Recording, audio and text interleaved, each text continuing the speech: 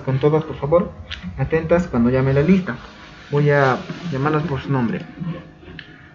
Liz Elizabeth, ausente. Gloria Carpio. Presente, profesor. Buenas tardes. Buenas tardes. Caroli Cruz. Caroli. Lía Susana. Presente, profesor. Buenas tardes. Buenas tardes. Nancy. Nancy todavía no se conecta.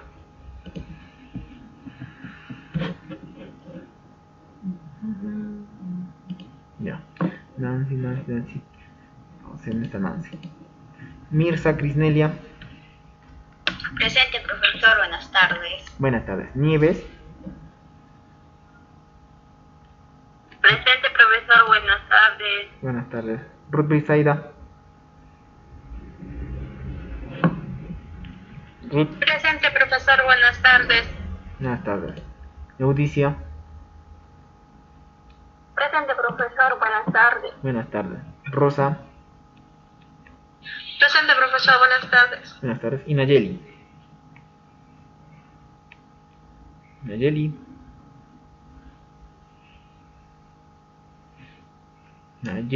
Presente, profesor. Ya. Buenas tardes. Buenas tardes. Bien, perfecto. Entonces, sus compañeros ya se conectarán luego. Bien, ¿qué tema estuvimos tocando ayer? ¿De qué estuvimos hablando? De la tuberculosis. ¿Ya? ¿Alguna duda, consulta que quisieran que les ayude a aclarar? Profesor, le iba a preguntar, ¿cuándo es ya cuando una persona empieza, cuando tose, empieza a botar sangre, cuando ya está los últimos o cuándo? Sí, bueno, no podríamos decir que esté en los últimos, pero sí cuando ya está muy complicada su salud. Va a depender también del grado de... Va a depender del grado de la nutrición de la persona. Si tiene todavía una buena nutrición, todavía sus defensas responden, va a resistir la enfermedad. ¿Ya? Podría producirse ya al mes, casi al mes más o menos, es donde ya empieza a complicarse el tratamiento, si es que no se diagnostica a tiempo. Pero ya es una complicación. Como habrán visto, son por fases, ¿no es cierto? Por ejemplo, primero el paciente va a estar con fiebre por las noches, sudoración, después será una tos seca, después será una tos productiva, ahí es donde ya empieza a complicarse. ¿Ya? La tos productiva, cuando empieza el paciente ya presente tos productiva, es decir, tos con flema por más de 14 días y no recibe tratamiento oportuno, ahí la enfermedad empieza a complicarse. ¿Ya? A partir del 15º día ya estamos empezando ahí. De problemas. ¿Está bien? ¿Alguna pregunta más? ¿Alguna consulta?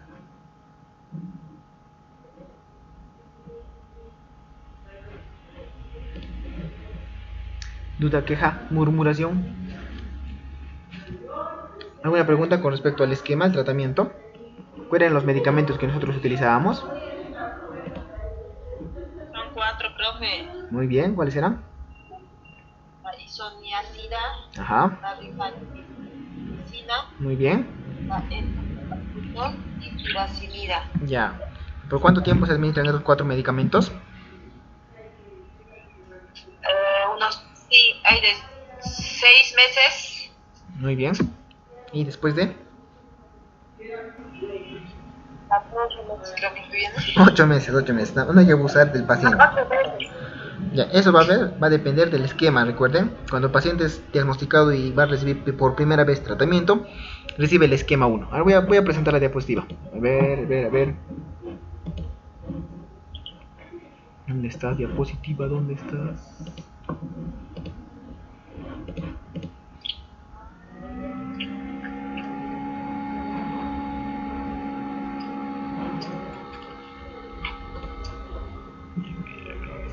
Tratamiento. Aquí está. ¿Sí me ve, no? ¿Sí se observa? ¿O todavía está cargando? Sí, sí. Ya, muy bien. Entonces continuamos. Como les iba diciendo, Entonces está bien, como los compañeros dicen, recuerden que son 4 medicamentos que van ahí siempre de la mano, los 4 juntos. ¿Qué pasaba si tomábamos uno solo? O bueno, uno de ellos solamente.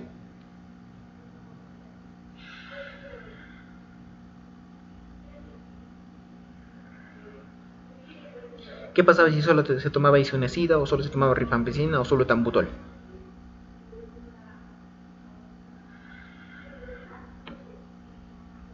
Había resistencia, profe, aumenta. Muy bien, resistencia, recuerden. ¿Ya? Por separados van a ser muy débiles.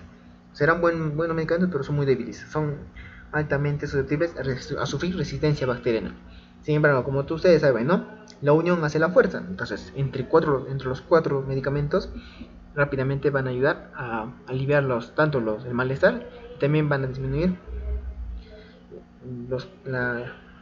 el cuadro grave del paciente, para que no sea un cuadro grave de tuberculosis. Muy bien, ya hemos visto los 4 medicamentos. Ahí voy a ampliarlo esto. Solo para recordarles nomás, recordemos que el esquema 1 son de 6 meses, donde los 2 primeros meses se toma rifampicina, isoniazida, peroxidina y etambutol en las cantidades que nos indican, 2, 3, 3, 3, de forma diaria, donde el paciente descansa domingos, ¿ya? Pero se toma de forma diaria. Y después de los 2 primeros meses, ya solamente continuamos con rifampicina e isoniazida. Eso para evitar que la bacteria, este bacilo de Koch, vuelva a crecer y a propagarse dentro de los pulmones de la persona. ¿Alguna pregunta con respecto al esquema 1? ¿Alguna duda? ¿Consulta?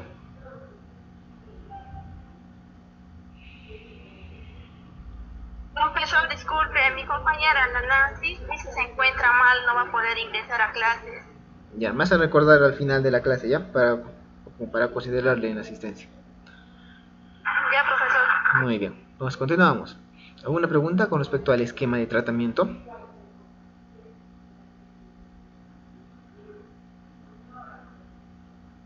Entonces están viendo, ¿no? Todas las pastillas que tiene que tomar el paciente. En algunos casos, he logrado ver algunas postas, ya vienen ya medicamentos juntos. No me acuerdo, voy a buscar, les mentiría, todavía no recuerdo. No sé si era piracinamida con rifampicina o rifampicina con metambutol, o sea. Pero te recuerdan cómo viene la combinación de medicamentos, paracetamol más cafeína, diclofenaco más paracetamol, así. He visto también que algunos laboratorios ya producen los medicamentos juntos. Obviamente, ¿no? Eso va a ayudar al paciente que en vez de se tome, ¿cuántas pastillas tiene que tomarse al día? 3 más 3 más 3, 9 más 2. ¿Cuántas pastillas al día tiene que tomar?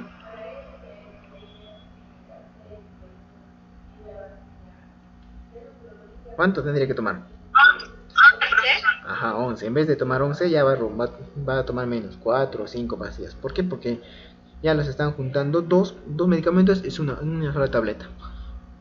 Se me olvidó ver qué medicamentos era, ya bueno, será para la siguiente clase cuando les comente. ¿Ya? Entonces, ¿qué pasaba si el paciente al recibir ese tratamiento abandonaba, dejaba o bueno, ya no seguía la terapia? ¿Qué pasaba?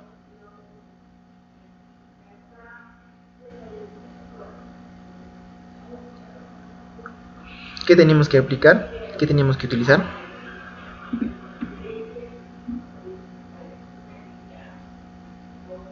Ya no será el esquema 1, ¿no es cierto? Sino que qué tratamiento tendríamos que proporcionarle al paciente. El esquema 2, ¿cierto? El esquema 2. ¿Ya? El esquema 2, ¿en qué consiste? Consiste en los mismos medicamentos. Sin embargo, el tiempo va a ser más prolongado. Si el anterior esquema era de 6 meses, nuestro esquema actual va a ser de 8 meses. ¿De acuerdo? Recuerden eso, 8 meses. Será pues como un castigo por no haber cumplido su tratamiento. 8 meses. Sin embargo, el tratamiento de medicamentos va a ser el mismo. ¿De acuerdo? El medicamento va a ser los mismos.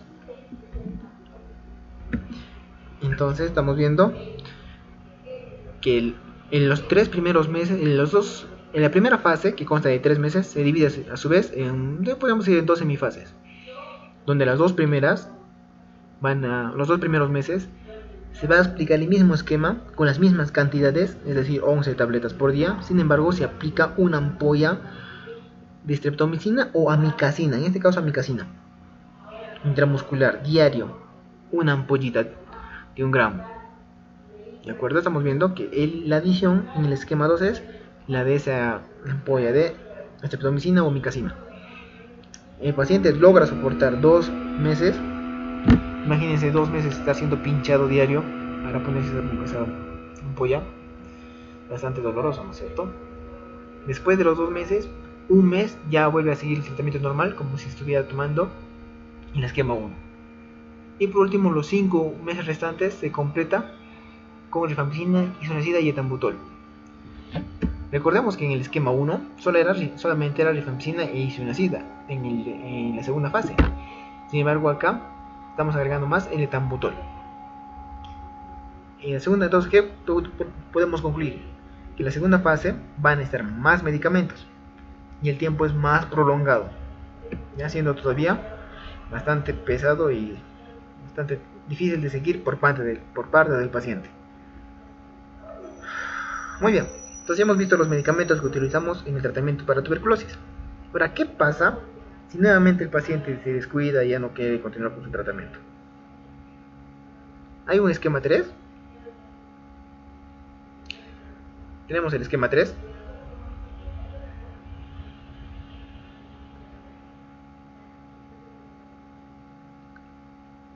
¿Qué habíamos dicho que pasaba cuando el paciente ya era resistente a estos medicamentos?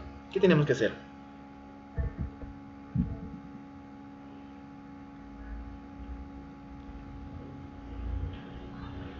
A ver, señoritas, ayúdenme, colabórenme, apóyenme.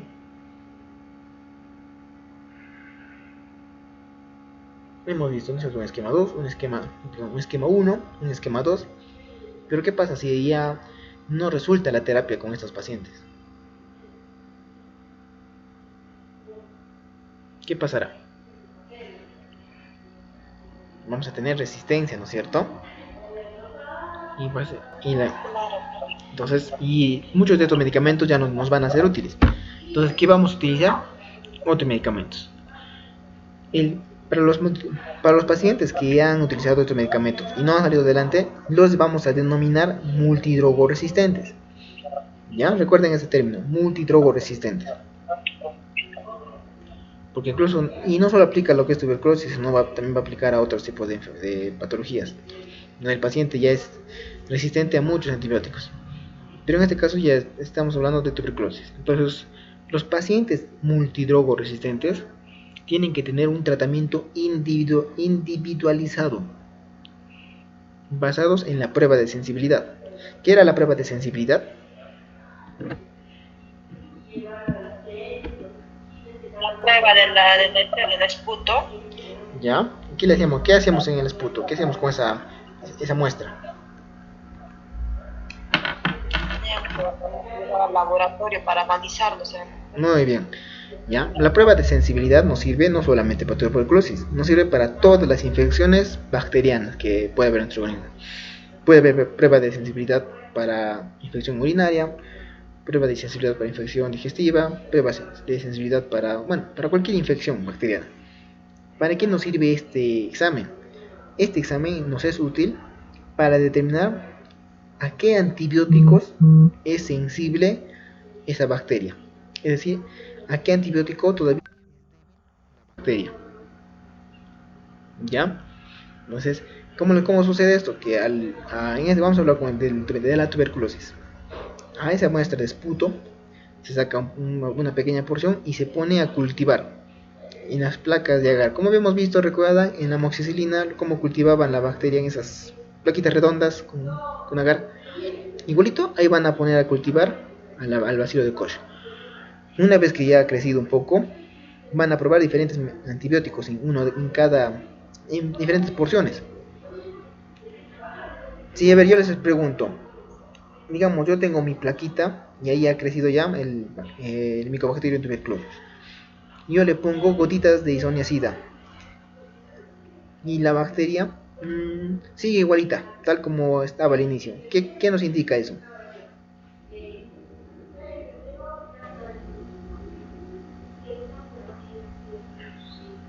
A ver, vuelvo a repetir la pregunta. Yo he cultivado el Mycobacterium en una plaquita, en el laboratorio, está ahí creciendo. Entonces yo le voy a poner gotitas de un antibiótico, en este caso de isoniazida. Pero sin embargo, después de aplicarles a 2 días, 3 días, no pasa nada. Es como si no le hubiese puesto, no le hubiese puesto nada. ¿Cómo interpretan ese resultado?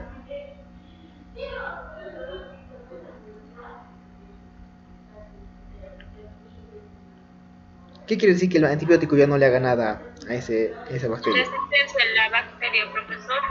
Entonces va a haber... Resistencia al medicamento. ¿Y ahí cuál era el ejemplo? La isoniazida, ¿no es cierto? Entonces, eso, Claro. así se hacen esas pruebas de sensibilidad. Van a probar diferentes antibióticos. Te ponen isoniazida, no pasa nada. Pueden decir, ah, no, ella es resistente a la isoniazida, no le hace nada. Pueden ponerle gotas de rifampicina, dicen, ah, no, este medicamento es resistente a la rifampicina, ya no puede aplicarse. Y así van probando medicamento por medicamento por medicamento. ¿Ya? Es por eso que esta lista de medicamentos son los utilizados en pacientes multidrogoresistentes.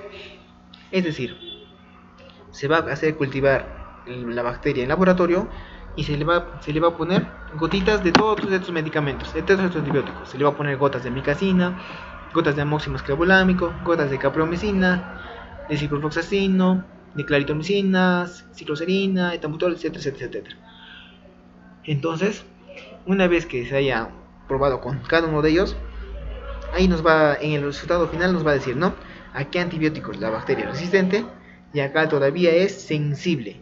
El término sensible quiere decir que todavía no puede defenderse ese antibiótico. Eso llamamos sensibilidad. ¿Verdad? Entonces, ya una vez que se han escogido los medicamentos a los cuales la bacteria es sensible, justamente esos medicamentos van a ser los que se les va a administrar a ese paciente multidrogo resistente. ¿De acuerdo? ¿Se me entendió esa explicación? ¿Se entendió la prueba de sensibilidad en pacientes multidrogo resistentes? ¿Me captaron o no me captaron, señoritas? Ya, muy bien. Entonces, esos son todos los medicamentos. Están en la diapositiva. ¿Alguna pregunta con respecto a los esquemas, medicamentos, reacciones adversas? ¿Algo?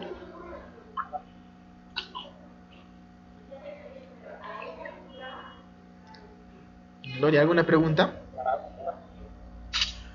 Ninguna, profe. Ya, muy bien, provecho. Entonces, como última recomendación, tenemos que decir que el tratamiento más importante para pacientes tuberculosos, ojo, recuerden, el tratamiento más importante para pacientes tuberculosos es la alimentación. ¿Ya? La alimentación es el tratamiento más importante.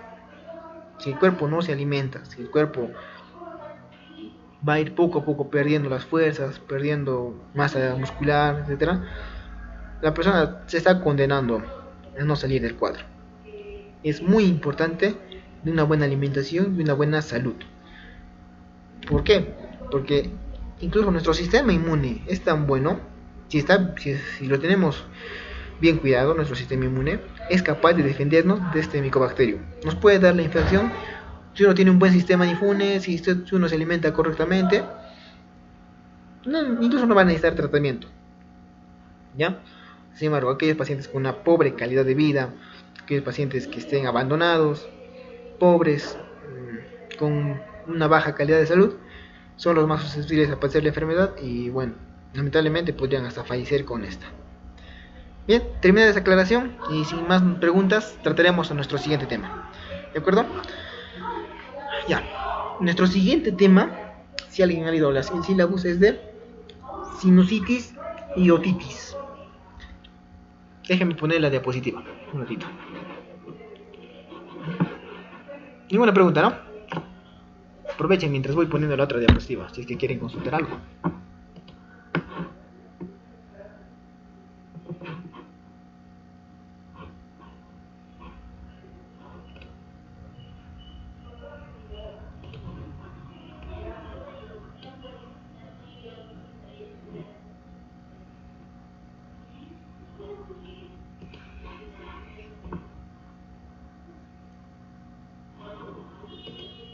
Y acá está. Ninguna duda, ¿no?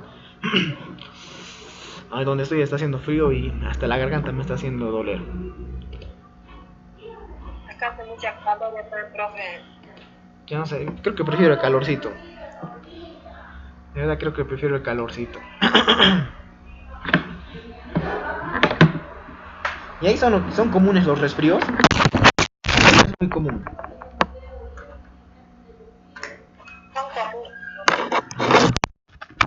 Creo que en todos lados son enfermos. Bien, ¿se observa la diapositiva? Sí, profe. Ya. ¿Qué estudia la otorrinolaringología?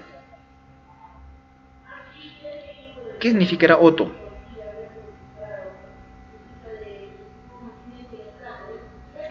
¿Qué será un medicamento ototóxico?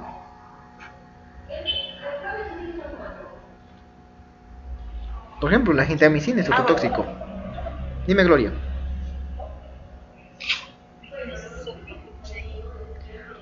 Ya, hemos dicho que la gentamicina, por ejemplo, es ototóxico y nefrotóxico. ¿Nefrotóxico qué es?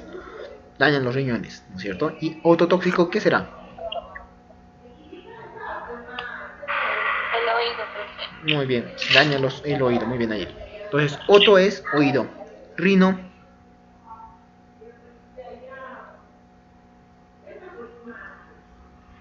¿Qué es rino? De las AMI.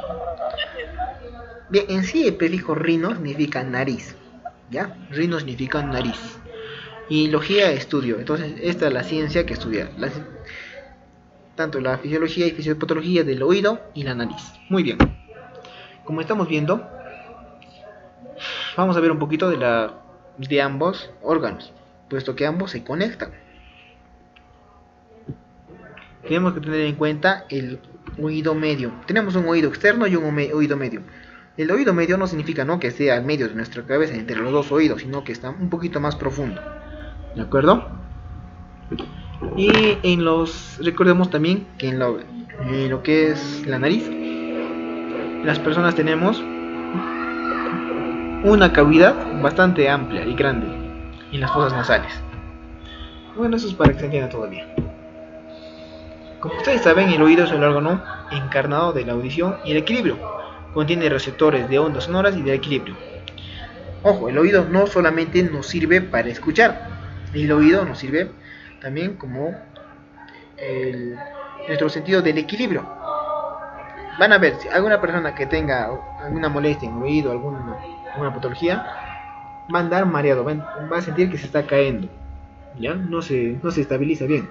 Entonces es importante siempre recordar esto. Es el órgano de la audición y el equilibrio.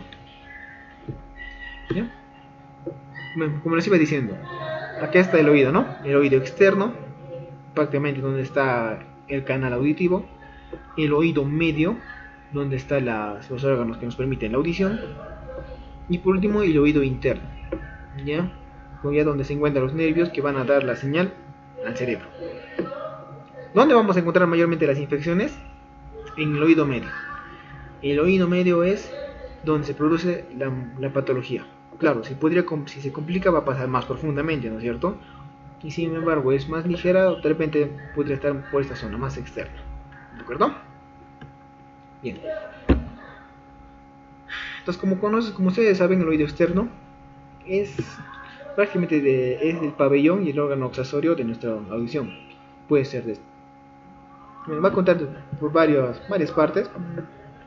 No están necesarias mencionarlas. Pero, ¿qué infecciones podría ocurrirnos en esta zona? ¿Podría haber algún tipo de infección? ¿Algún tipo de enfermedad, patología?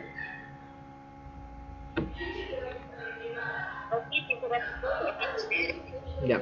Sí, vamos a hablar más adelante. Estamos hablando de oído externo. Si es que podría presentarse alguna patología.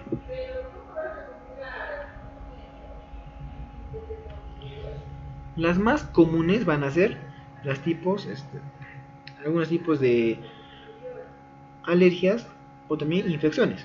Recuerden que las mujeres utilizan aretes y necesariamente tienen que perforarse el oído. A veces lo que pasa es que los aretes o las alhajas que se utilizan van a estar contaminadas, o bueno, no van a estar totalmente limpias. Y al introducirse, al atravesar el oído, pueden contaminar y pueden producir una inflamación hasta una infección. Algunas veces incluso las infecciones son productivas, o sea, presentan secreciones como pus o como granitos. No sé si alguna vez lo han notado.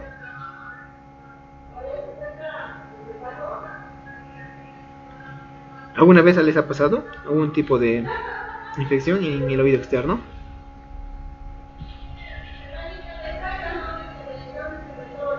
Sí, profe, más que todo las alergias. Ya, muy bien.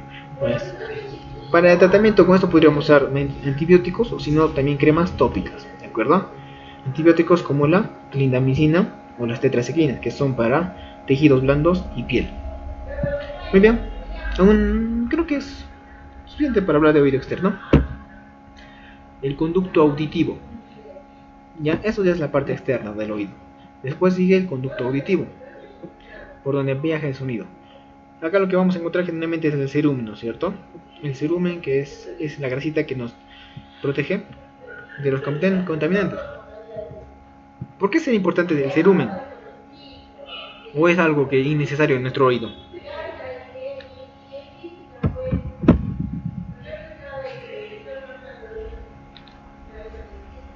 ¿Será importante o no será importante el cerumen? Señoritas, ¿qué piensan ustedes? Y es importante porque saca, profe, creo toda la suciedad que puede ingresar a todo eso bota. Muy bien, muy bien. Recordemos que el cuerpo humano siempre va a tratar de defenderse ante cualquier agente patógeno. Ya lo hemos visto en los pulmones, ¿cierto? Cuando el pulmón trata de defenderse, ¿qué cosa bota? ¿Qué expulsa? ¿Qué expulsa un pulmón cuando tiene una infección?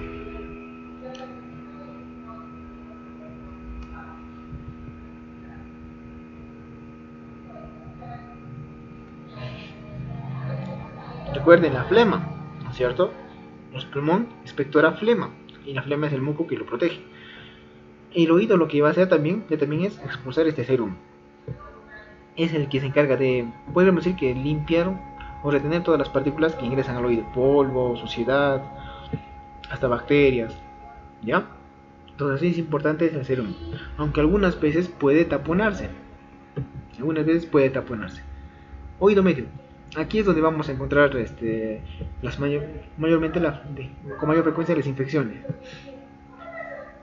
Como ustedes saben, es una membranita que es ahí donde realmente llega el sonido y nos permite oír, ¿ya? Como pueden ver, es como una telita, es el famoso tímpano. Si este tímpano se rompe, nosotros quedamos con una sordera, puede ser hasta permanente o prolongada. Bueno, caja timpánica solamente es para saber que, bueno, cómo el sonido viaja a nuestro canal auditivo y podemos escuchar. Un poquito más de zonas accesorias. ¿Por qué nos está mencionando esta parte? ¿Por qué es importante esto? Esta trompa de Eustaquio, porque este es el conducto que también va a conectar a lo que es la nariz y la garganta. Si acá lo prolongo un poquito más, son las fosas nasales y para abajo es la garganta, la faringe, ¿ya? Entonces, ¿qué pasa? Muchas veces va a pasar que nosotros tenemos una faringitis, o sea, una infección en las amígdalas, una infección en la garganta. Si nosotros no tratamos esa infección, si lo dejamos pasar y nuestro sistema inmune no es tan fuerte, ¿qué va a pasar? Esa faringitis se va a complicar, ¿no es cierto? Y justamente por este canalito puede llegar a subir al oído y causar una otitis, es lo que llamamos otitis. Generalmente va a ocurrir en faringitis mal curada, ¿de acuerdo? ¿Se entendió esa partecita o repito? ¿Ves, señoritas? Díganme. ¿Repito o no repito? Sí, profe, yo no lo escuché bien. Ya, esto es importante, ¿ya? Por eso voy a repetir, es muy importante. Las otitis, que son las infecciones que ustedes más conocen, no necesariamente es porque haya entrado suciedad al oído. No necesariamente, puede ser por eso, pero no siempre. Generalmente va a suceder por una complicación de una amigdalitis, de una faringitis, es decir, de una infección en la garganta. Ya es una complicación de una infección de la garganta. Pero ¿cómo es que de la garganta llega hasta el oído?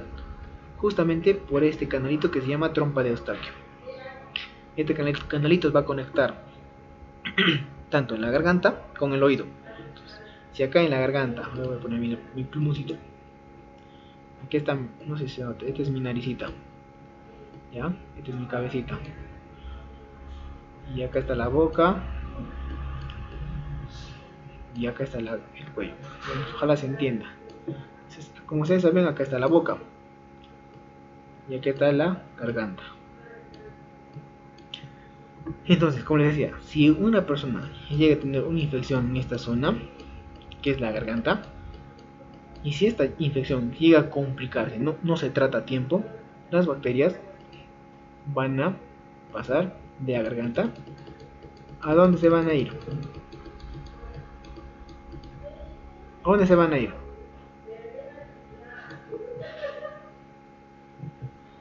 ¿Dónde? A ti, bueno. Ya, muy bien. Esa zona la conocemos como oído medio, ¿ya? Y así se produce la otitis. ¿Te entendió ahora sí?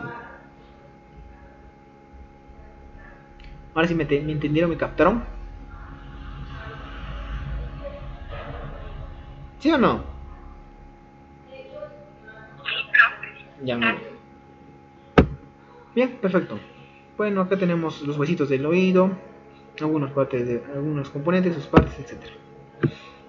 Oído interno consta del laberinto óseo, este es el famoso caracol, ¿no? El estribillo. Es donde el oído va. El oído nos ayuda a escuchar. ¿Qué más? Ahora ya hemos visto un poquito de la semiología, mejor de la anatomía. Nuestras partes han entendido cómo es que se produce una otitis, simplemente por una infección de la faringitis. Entonces, ¿qué va a pasar? ¿Qué vamos a observar? ¿Con qué malestar va a venir el paciente? Como les había dicho a un inicio, el oído es el órgano de la audición y del equilibrio. Si está mal nuestro oído y no tenemos buen equilibrio, ¿qué patología se presentará?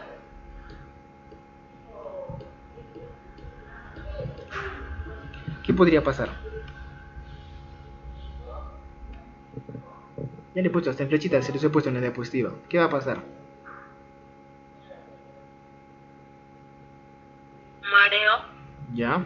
¿Y qué dice abajo? Vértigo. ¿Cuál es la diferencia entre mareo y vértigo, señoritas?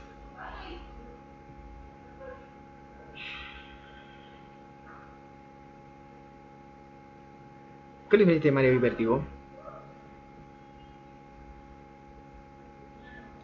El mareo se caracteriza porque a la persona todo le da vueltas, como la canción dice, pues, ¿no?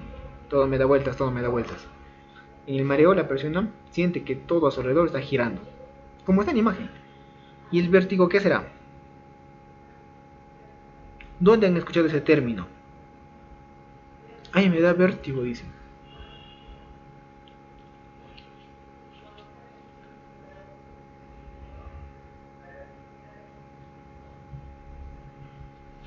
¿Nunca han escuchado el término vértigo?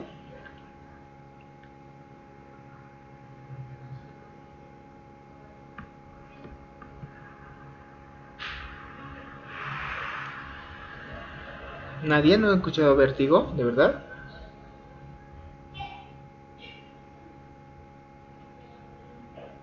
Les voy a dar una pista. Generalmente sucede cuando estamos a alturas grandes, a alturas muy elevadas.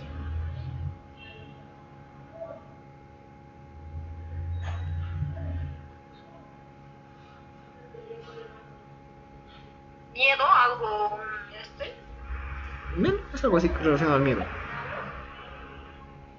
¿Ya? Sí, en sí, el vértigo es ese miedo a caerse. Miedo a caerse.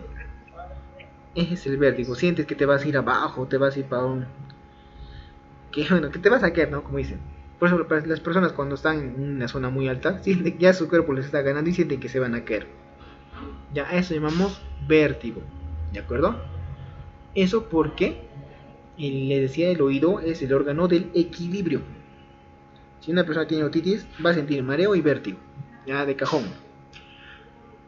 ¿Y qué otras cosas más? Pues estamos hablando del oído. Pues, ¿cuál sería lo más común que va a pasar? ¿Qué sería el síntoma o el síntoma más característico de un problema auditivo?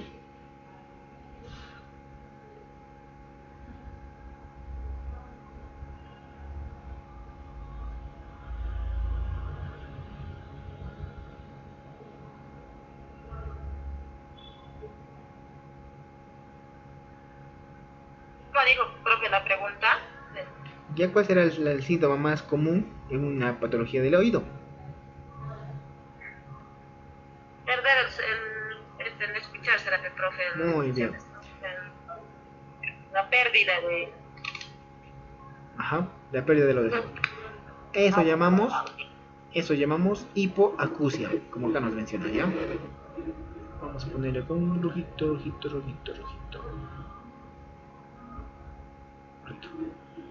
Eso llamamos hipoacusia. Hipo, poquito. Acusia, oído. ¿Ya? Lo más común, lo que va a empezar a suceder es que la persona va a decir, ya no escucho bien, escucho bajito, te va a decir. Ya entonces estamos viendo eso. Mareo, vértigo, escucho bajito. Muy bien. Pero ¿qué más puede poner? Puede producirse ecofosis. Es como si se estuviera escuchando con eco. No sé si alguna vez les habrá pasado. Cuando se les habla, estarían escuchándose como con eco, que las palabras retundan en nuestro oído. ¿Ya? Ahora, ¿qué será otalgia? ¿Qué significa algia? Nostalgia, mialgia, lumbalgia. ¿Qué significa algia?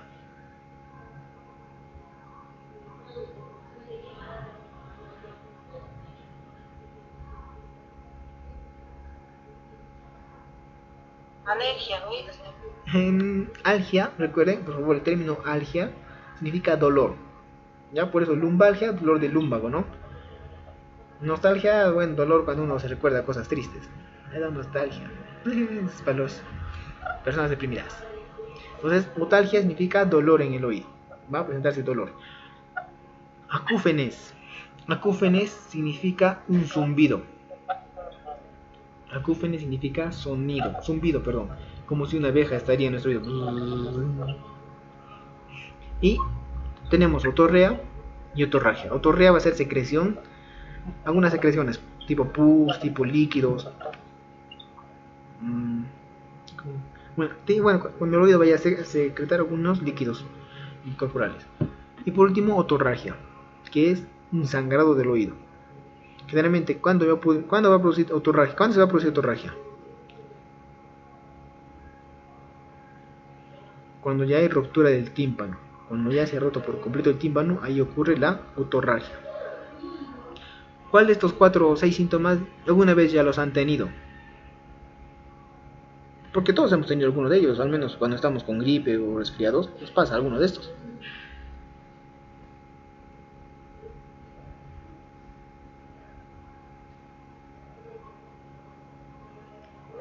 ¿Ninguna? ¿Nadie ha sufrido alguno de estos síntomas?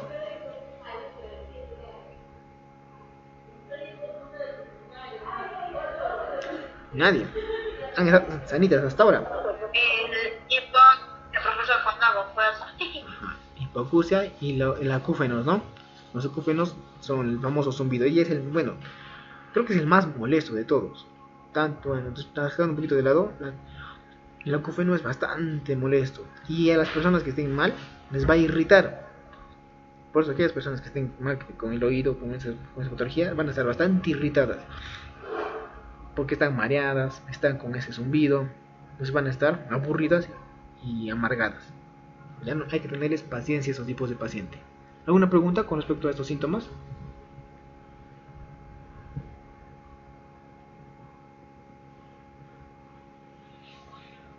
¿Ninguna? ¿Se entendieron los 6 síntomas? ¿O desean que alguno especifique más?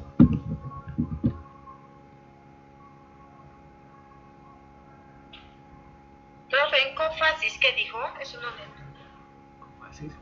Acúfenes. Acúfenes, el último de acá, este. No, el de arriba. Hipoacusia. Ecófosis. Ecófosis. Es como si ustedes Es cofosis. Eófasis. No, es cofosis. Cofosis, ¿cierto? Ajá, cofosis. ¿Y eso qué hace? Ya. Ya es una sordera total. Ya cuando hipoacusia todavía se escucha el grito, pero ya cuando es una cofosis es una sordera total. Ya no, ese lado de ese oído ya no puede escuchar. ¿Ya? O sea, hipoacusia al inicio y cuando se complica ya es cofosis. C-O-F-O-S-I-S. Cofosis. Cofosis. Ajá. ¿Ya? Sordera total. ¿Alguna otra pregunta? ¿Consulta? Ninguna cosa. Ya, muy bien. Vamos entonces. Examen otoscópico. Bueno, es lo que van a evaluar los médicos, ¿no? Ahí nos va a permitir, bueno, el médico va a poder permitir observar si es que hay algún tipo de obstrucción, inflamación, irritación o algún tipo de hemorragia, o bueno, algún tipo de secreción. En algunos casos, no sé si alguna vez habrán visto en la noticia, que hay hasta insectos que se meten al oído. ¿Han escuchado eso, esos casos?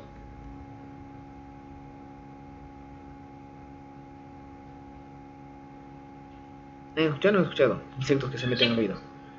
¿Ya? Eso también sí. ese puede proporcionar hipoacusia o si no hasta el famoso zumbido. Ya, entonces recuerden que siempre al paciente se tiene que presentar sus antecedentes. Dónde ha trabajado, diabetes, hipertensión, traumatismos, si recibe medicamentos ototóxicos. Miren, acá, muy importante, también nos está diciendo. Si recibe medicamentos ototóxicos. Ya les había mencionado uno de ellos. ¿Cuál era?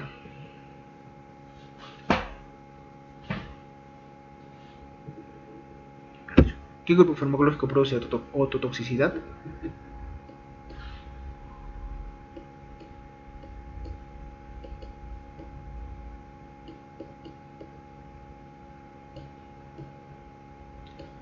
Señoritas.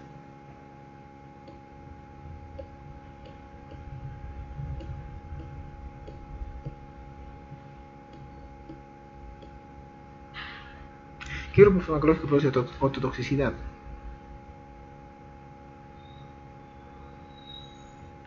Ya en la diapositiva, pueden ver. ¿Qué grupo farmacológico produce ototoxicidad?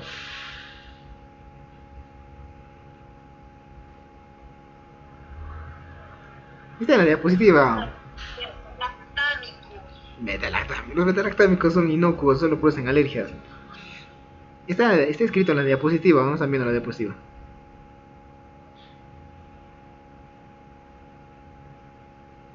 La diabetes, hipertensión. Está con rojo, está. Aminoglucósidos. Ah, claro. Tienen que tenerlo siempre en cuenta. Los aminoglucósidos son los medicamentos más ototóxicos que hay. ¿Ya? Los antibióticos más ototóxicos, mejor dicho. Hay que tenerlo en cuenta.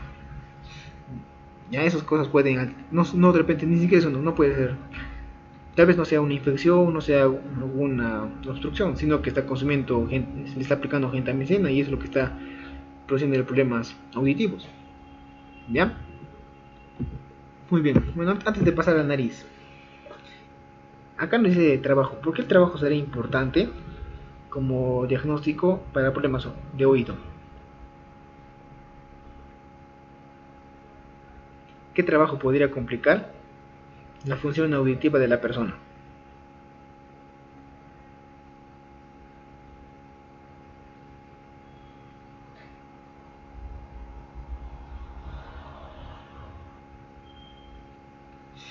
Ningún trabajo. No trabaja en la clínica, donde hay su terapia profesional. Claro. Esas personas que están picando ¿cómo se llama? Las pistas. ¿Se imaginan estar todo el día con ese sonido?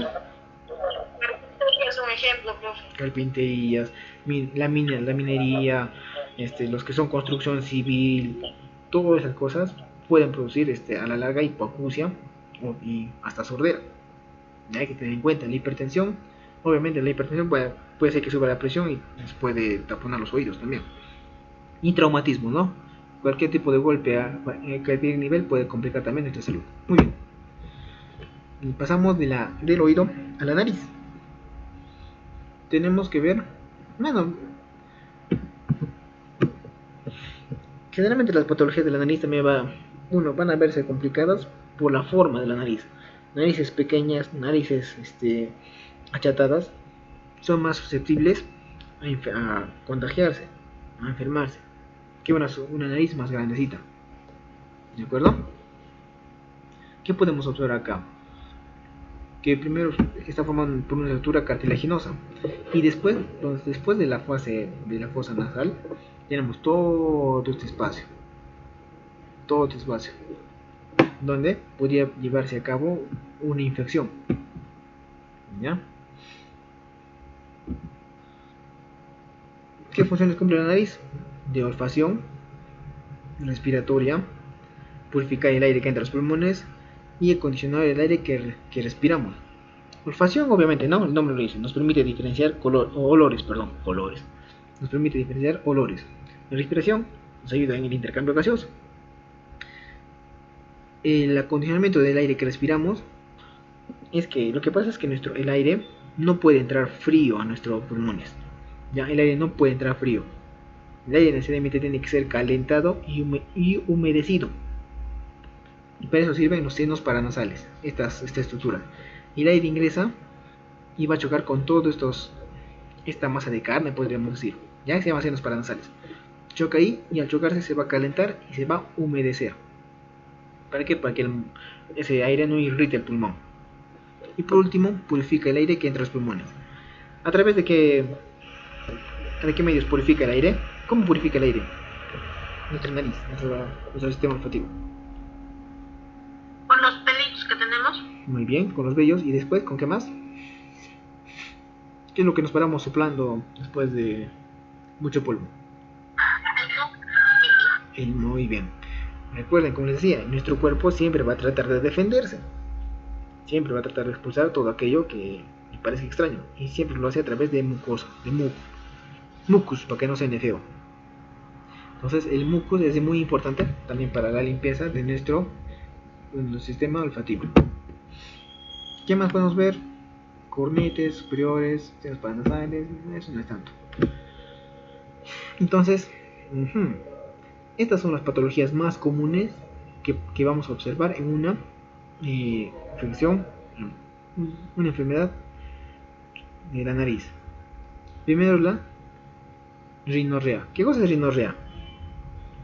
¿Alguna vez han escuchado hablar de ese término?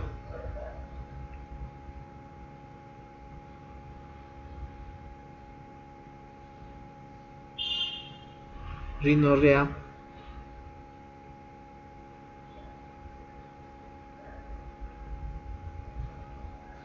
Nunca he escuchado hablar de la rinorrea. Les voy a dar una pista. ¿Qué pasa cuando una persona está con alergia?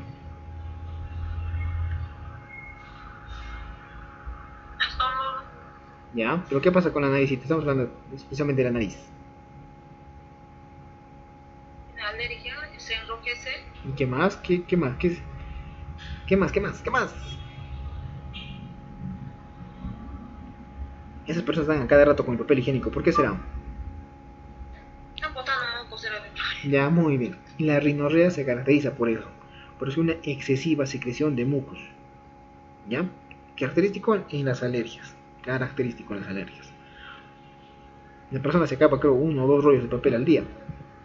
Tanto es así. De rinorrea. ¿Cuál será su contraparte?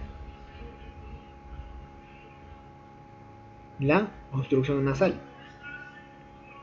Y en la obstrucción nasal pasa lo contrario, ¿no es cierto? Ya también la mucosa se reseca y puede taponar las vías respiratorias.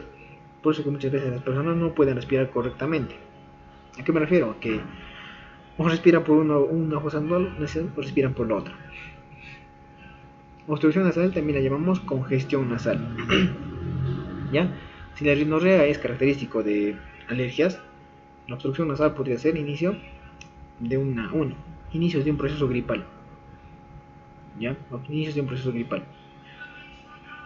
Entonces, a ver, acá es importante mencionar algo. Si yo tengo rinorrea, ¿qué debería tomar?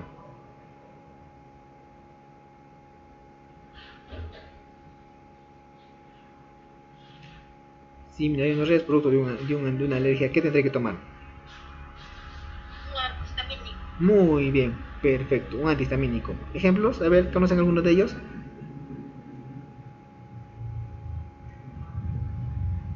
Ya les voy a dar una pista. Uno de ellos, un antihistamínico común, es la cetiricina. ¿Qué más hay?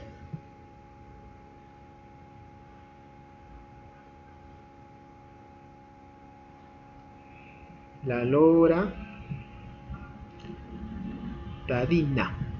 Ya, esos son los más comunes. Ya, y después de eso ya pues, se estudia más moléculas más eficaces. De la cetiricina se ha sacado la levocetiricina y de la loratadina la desloratadina. Como ustedes saben, ¿no? Mejorando la estructura. Ya, estos antihistamínicos que hacen es cortar la secreción nasal. Ojo, los antihistamínicos cortan la secreción nasal. Hacen que la persona deje de producir moquito. ¿Qué pasará si una persona que tiene obstrucción nasal, yo le doy un antihistamínico?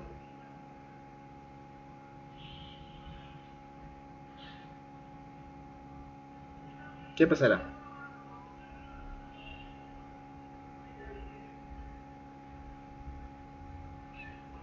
Señoritas, ¿qué pasa si yo le doy un antihistamínico a una persona con obstrucción nasal? Ya me habían dicho, ¿no es cierto? Que los antihistamínicos cortan la secreción nasal. Ya, en términos más simples, lo secan la nariz. Y una persona que tiene obstrucción nasal, que tiene congestión nasal, ¿se va a taponar más o no? Claro, profe, se va a secar más. No es cierto, entonces es muy importante siempre, no pueden dar hacia la loca. Una persona viene con su rinitis, o mejor dicho, con su obstrucción nasal. Ah, ya, como está con la nariz, tómate tu cetiricina. Lo van a taponar más, lo van a complicar más. Para estos, para estos tipos de patología utilizamos lo que son los descongestionantes. ¿Conocen algún descongestionante?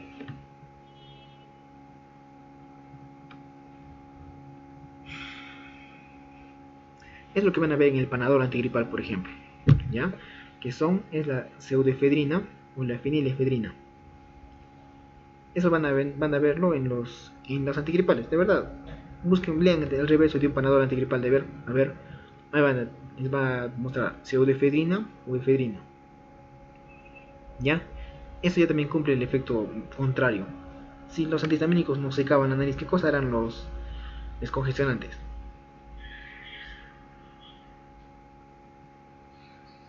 Un explosión para que siga fluyendo. Algo así, ¿no? Podríamos decir que lo disuelve un poquito el moquito. Uno podría hacer con esos descongestionantes y otro con gotitas nasales. Ya hay gotitas en el mercado para la nariz, que solamente es agua más sal, nada más. Agua más sal en gotitas nasales y esto también ayuda a descongestionar. Entonces podríamos hacer con medicamentos o con gotas. Pero ojo, es importante. Y si pasó al revés, un paciente tiene su, ¿cómo se llama? Está con su sinusitis, con su rinitis, perdón, con su rinorrea, está botando bastante moquito. ¿Y qué pasa si le doy un descongestionante? ¿Qué pasa si yo le doy su pseudoefedrina?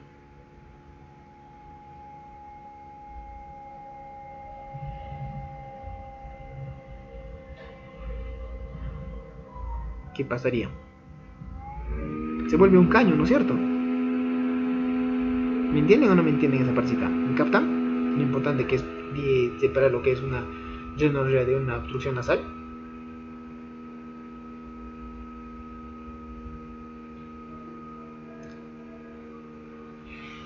Ritas, esos son temas son cosas importantes al momento de dar un medicamento para la alergia o la obstrucción nasal.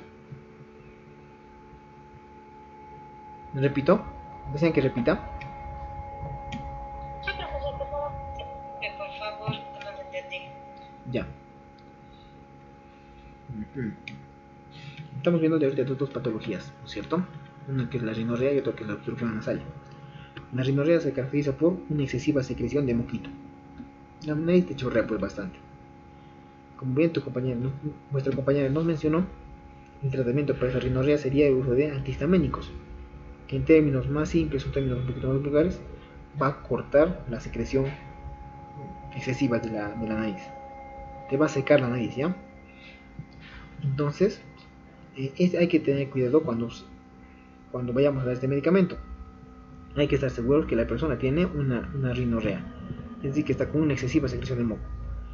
Puesto que si una persona viene con una congestión nasal y nosotros le vamos a dar ese mismo antihistamínico, vamos a hacer que se seque ese moquito. Y eso puede llegar a producir sinusitis. Bueno, vamos a verlo más adelante. ¿Ya? Pero ojo, los antihistamínicos solamente para lo que son rinorreas. Y los descongestionantes para lo que son obstrucciones nasales. Como su nombre indica, pues descongestionante, descongestiona, libera las vías respiratorias. Ya, eso en obstrucción nasal. Ahora sí me entendieron.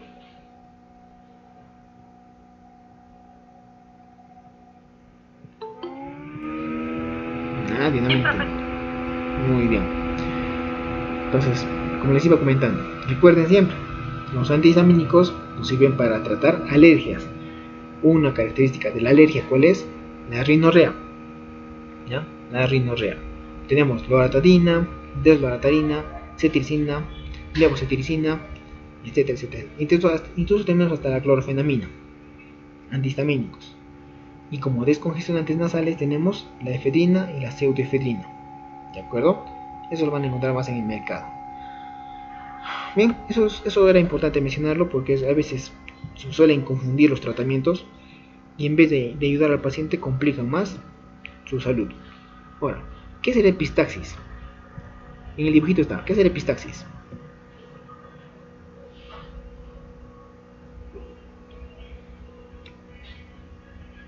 Sangrando, profe, de la nariz. Ajá, ahí está pues la imagen. Muy bien, como lo dices, Gloria. La epistaxis no es más que el sangrado de la nariz, la expulsión de sangre por la nariz. ¿Debido a que? Como estamos dando en la imagen, como está dando mi dibujito, bueno, acá me voy a guiar con así. Como ustedes están viendo, les decía que el aire tiene que ingresar, ¿no es cierto? Por los senos paranasales. Esos senos paranasales están bastante irrigados, estos tienen bastante sangre. ¿Para qué? Para el fin de calentar el aire que ingresa en la faringe. Entonces, como esto está con bastante sangre bastante vascularizado, si nosotros tenemos una lesión acá, la expulsión de sangre va a ser bastante, ¿sí o no? Sí. ¿No es cierto? ¿Y en qué casos puede producirse esto? Uno puede ser aumento de la presión arterial. Cuando hay un excesivo aumento de la presión arterial, las venitas que están acá, como son muy delgaditas, se van a romper y vamos a tener sangrado nasal. Uno puede ser un excesivo aumento de la presión arterial. Ojo, la presión arterial puede verse por factores externos. Recuerden que el calor puede condicionar esto. Por eso que no sé si habrán visto, hay personas que están mucho tiempo en el calor, mucho tiempo paradas, y empiezan a tener un sangrado nasal, una epistaxis. ¿Han visto? ¿Habrán visto? Sí, profesor, mucho no le pasa a mi hermanita, pero a veces yo soy una calor también, pero de un momento a otro también empieza a sangrar la nariz. Ya, puede ser problemas de la presión arterial. Otro que más, uno podría hacer eso. Otro que más. El mismo ejemplo, como estamos viendo, las venitas son bastante delgadas en esta zona. Y si son demasiado delgadas, y al hacer mucho esfuerzo, el aire que entra puede terminar dañando y lesionando los capilares, las venitas. Y al producirse una herida, nuevamente se produce la epistaxis. Entonces, uno puede ser la presión arterial, otro puede ser venas muy delicadas, venas o arterias muy delicadas. ¿Ya? Otro más que podemos ver, como hemos visto, también puede ocurrir lo que es una congestión nasal. Una congestión nasal va a hacer que esta zona esté más reseca. Y como ustedes saben, una persona cuando está con la nariz seca hace un esfuerzo grande pues para soplar, para expulsar ese moquito. Y en ese esfuerzo puede dañar los senos paranasales y bueno, producir una herida y también producirse esa epistaxis. Otros que más, otro que es común también es cuando la persona se hurga mucho la nariz. A veces están metiéndose muchas veces el dedo a la nariz por escozor, molestia, y terminan dañando esa zona. Y otras que no son muy comunes también podrían producirse debido a infecciones. Ya una infección que sea complicado y puede producirse una lesión y por ende la epistaxis. ¿Se entendió la patología de la epistaxis? ¿Me captaron? Sí, profe. Ya, muy bien. Entonces estamos viendo, ¿no? Ya, epistaxis. ¿Qué más podemos presentar? Anosmia. ¿Qué es la anosmia? El primero, hiposmia. ¿Qué es la hiposmia? Pérdida de sabor, olor. Ya, solo que hiposmia va a ser todavía leve. Se pierde un poquito el sentido del olfato, pero todavía puedes diferenciar algunos olores. Y por último, la anosmia. Es así. ¿Qué es anosmia?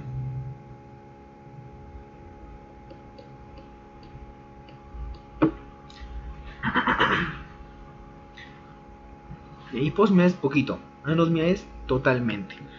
En la anosmia, la persona deja de sentir completamente los olores. ¿Ya? Pierde completamente el sentido del olfato. ¿Qué enfermedad característica nos puede producir anosmia? Todos saben la respuesta.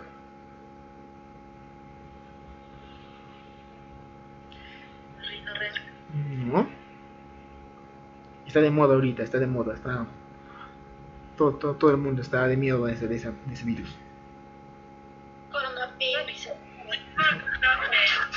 Claro, recuerden que ese era a un inicio lo que presentaba ese síntoma. La anosmia, que la persona dejaba de oler, dejaba de sentir el gusto. Entonces podría producirse por virus, por bacterias, por algún tipo de infección. La anosmia. Sin embargo, cuando una persona ya se recupera, sale del cuadro. Perfecto. ¿Alguna pregunta con respecto a estos 5 síntomas?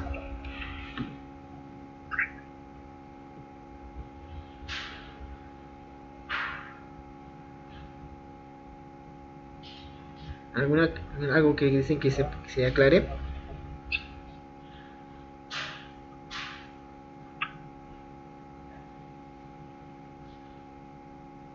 Perfecto, entonces ya se me ha entendido, ¿cierto? Me están captando las diferencias entre cada síntoma que se presenta.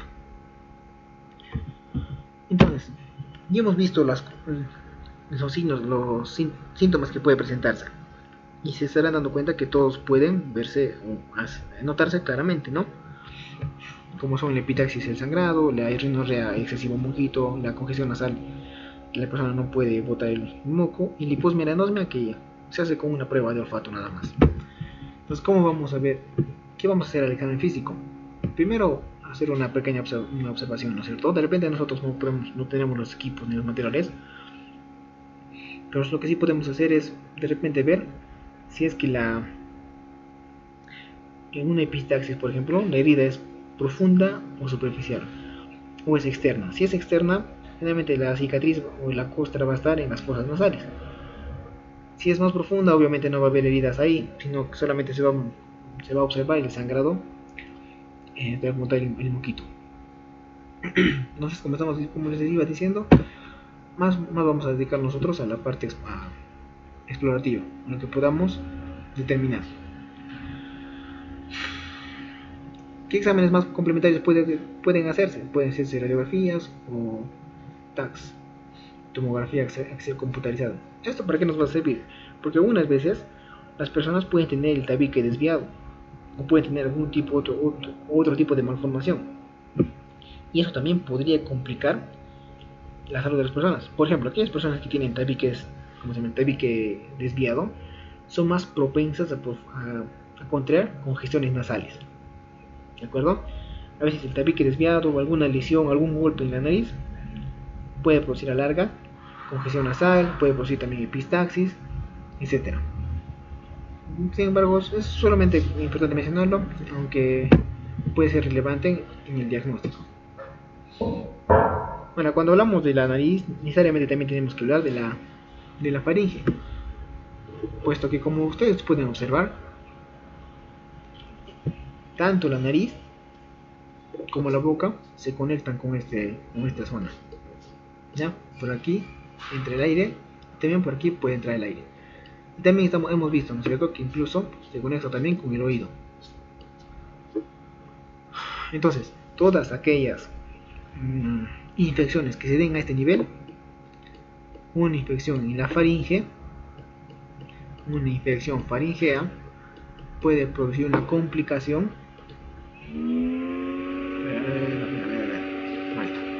Puede producir una complicación a nivel olfativo y a nivel auditivo. ¿Me entendieron? ¿Me captarán esto de lo que es? Porque es importante ver eso de la faringe, que puede complicar tanto el oído como el olfato. ¿Sí me captan, no es cierto? Sí, profe. Muy bien. Como se bueno, ¿qué nos dice acá? Que es un espacio situado detrás de la cavidad bucal, de base del cráneo, y generalmente tiene como 15 centímetros de largo. Su estructura tiene varias capas: membrana mucosa, capa muscular, bucofaringe, etc. ¿Ya? Transfaringe, acá la está. Como les iba comentando, entonces la faringe va a estar conectada con la cavidad nasal. La faringe, esta zona, la faringe, va a estar conectada con la cavidad nasal. Acá. No se nota mi resaltado, mi colorcito. Acá. Va a estar conectada con la cavidad nasal. Y a su vez,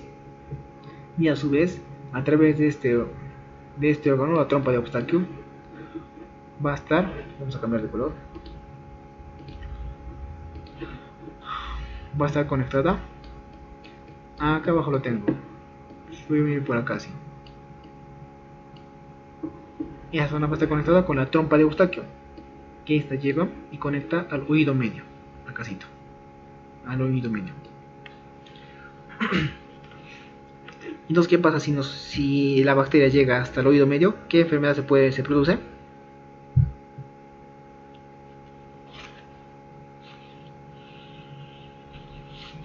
Otitis. Ya, muy bien, ¿no es cierto? Estamos viendo. Una persona puede contagiarse, acá puede contagiarse con una bacteria. Si no se trata a tiempo, esta puede ir a la cavidad nasal. Y si esta no se trata a tiempo, si esta se complica, va a ir a oído, produciendo una otitis media. Siendo la otitis media la más difícil de tratar. La otitis media siendo la más difícil de tratar. Al menos acá, lo que es la cavidad nasal, la famosa sinusitis, es un poco más sencilla y menos molesta.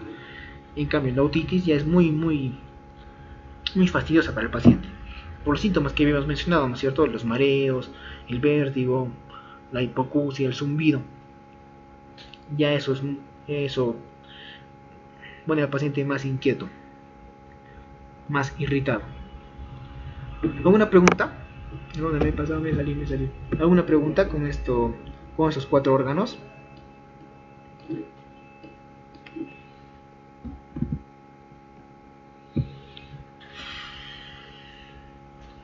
Estamos viendo, ¿no es cierto? Cómo es que podemos enfermarnos a través de estos conductos, de estas comunicaciones que tienen cada apartado. Ninguna, ¿no? Bien. Bueno, orofaringe ya nos habla de la cavidad oral y de la cavidad faringea. ¿Ya? Que está, va a ser, como saben, va a estar detrás de la faringe y puede estar, como acá está en la imagen. Entonces, eso también. Bueno, a ver, ¿cómo les explico acá? Ya, la cavidad oral también va a ser importante en la patología de las infecciones respiratorias y de audición. ¿Por qué? Porque en la cavidad faringea, recordemos que acá también tenemos unas bolitas que se llaman amígdalas. ¿Ya? Estas amígdalas también pueden infectarse. ¿Cómo llamamos esa infección en la amígdala? ¿Cómo se llama la infección en la amígdala?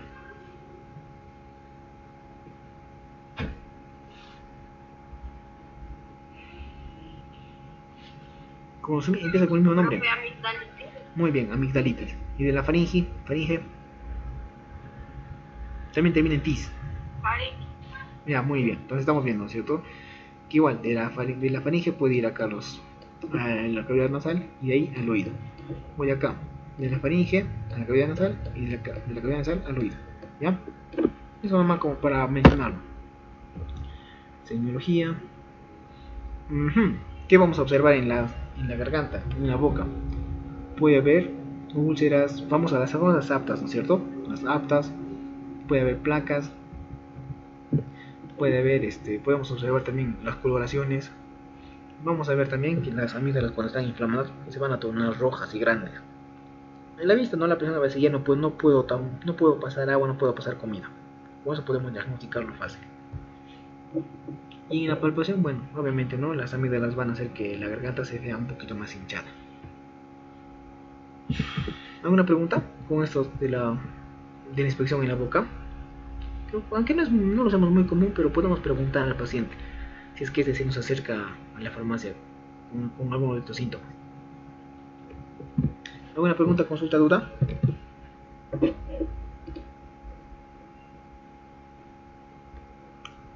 ¿Alguna aclaración que desea que se les haga?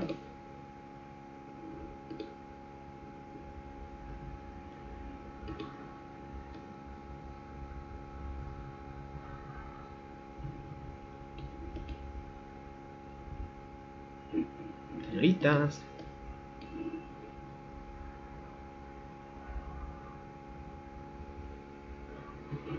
¿Ninguna?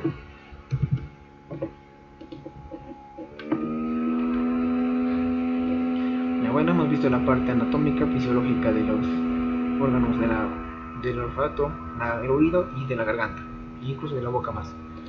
Ahora vamos a hablar de las patologías en sí. ¿Ya? He tomado las más comunes, las más frecuentes y más molestas. ¿Dónde está? ¿Dónde lo he puesto? Aquí está.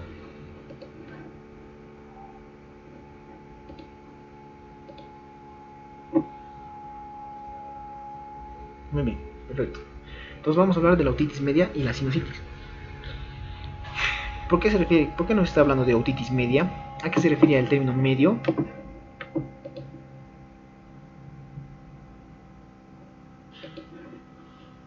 ¿Por qué decimos otitis media? Señoritas. Porque la infección se va a dar en el oído medio, ¿recuerdan? En el oído medio. ¿Y la sinusitis qué será?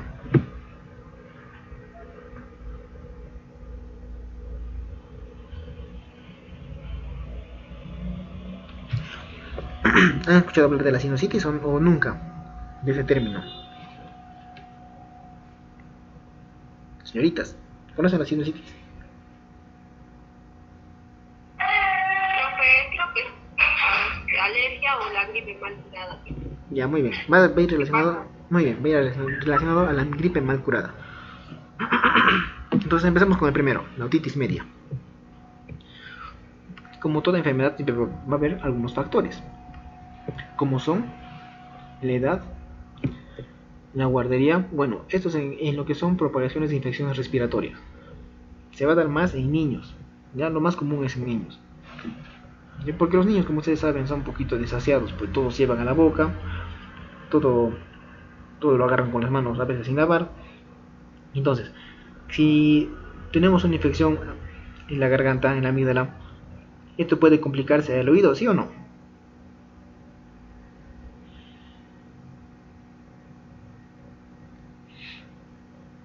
Les voy a preguntar, les vuelvo a hacer la pregunta. Al producirse una infección orofaringia, esto podría complicar el sistema auditivo. Yo creo que sí. Sí, pues como lo hemos estado observando, ¿no es cierto? Porque el oído está comunicado con la garganta también. Entonces, como los niños te llevan toda la boca, son más propensos a producirse alguna infección en la garganta y por ende complicarse también en una infección al oído, en la otitis.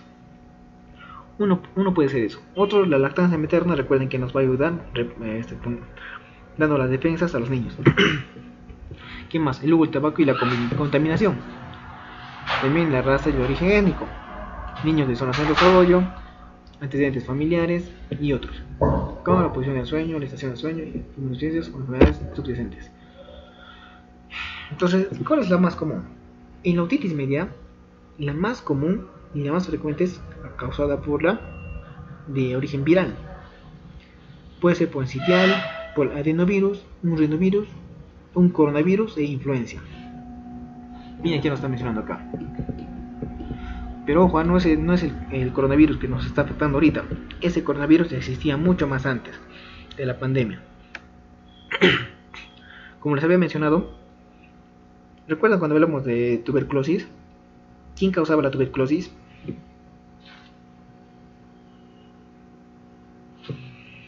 ¿Qué bacteria causaba la tuberculosis? El Mycobacterium. No, Mycobacterium.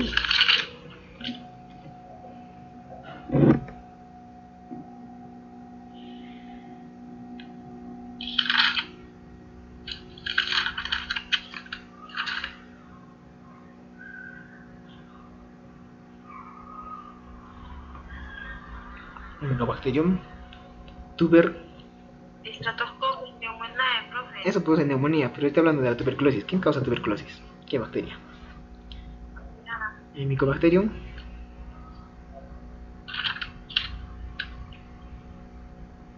¿Nadie se recuerda? Microbacterium tuberculosis. Ajá, el Mycobacterium tuberculosis. Ese causa la tuberculosis. Por el nombre seguían. Sin embargo, ese Mycobacterium también tenía sus primos. No sé si recuerdan, hemos visto Mycobacterium bovis, Mycobacterium Lyme, Mycobacterium, etcétera, etcétera, que también causaban tuberculosis, pero era más fácil de tratarlas. Eran más sensibles a los antibióticos. Del mismo modo, existen los coronavirus, existen, ¿ya? Y el que está causando la pandemia ahorita es un primo de estos coronavirus. Es un primo que resultó ser tan fuerte que, bueno, a todo el mundo lo ha tenido así en vigilia. Solamente como anécdota, para recordarles. Entonces estamos viendo que los virus son los más característicos y los más frecuentes de producir otitis. En los cultivos y PCR de otitis media se obtienen cultivos positivos. Ajá, miren qué tenemos acá. ¿Qué estoy subrayando? ¿Qué bacteria?